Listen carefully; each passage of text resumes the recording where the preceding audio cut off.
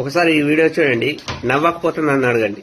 చాలా అంటే చాలా నవ్వుకుని ఈ వీడియో చూసిన తర్వాత ఒకసారి మీరు కూడా చూడండి.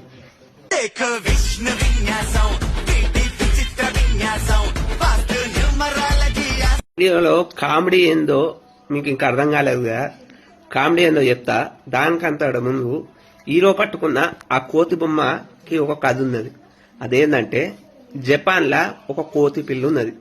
దానికి తల్లి లేదు. తల్లి లేకపోతే అది జూ పార్కులు ఉన్నది, తల్లి లేదు, అనాథ అన్నట్టు.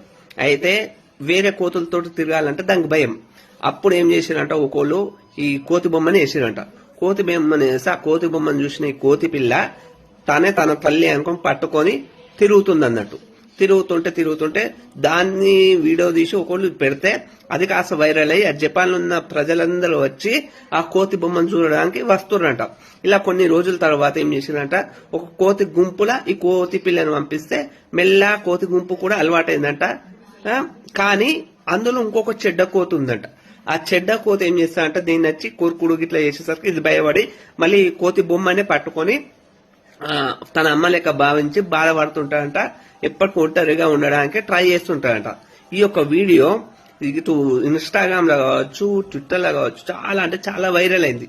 దాన్ని సినిమాకి పబ్లిసిటీ చేయడం నిజంగా శ్రీ విష్ణన్న సూపర్ అంటే సూపర్. ఎందుకంటే ఇన్ని రోజులు మనం సినిమాలనే చూసినాం. ఇన్స్టాగ్రామ్ లో ఏదైతే వైరల్ అవుతుందో దాన్ని తీసుకొని సినిమాలో పెడతాడు, సూపర్ హిట్ కొడతాడు.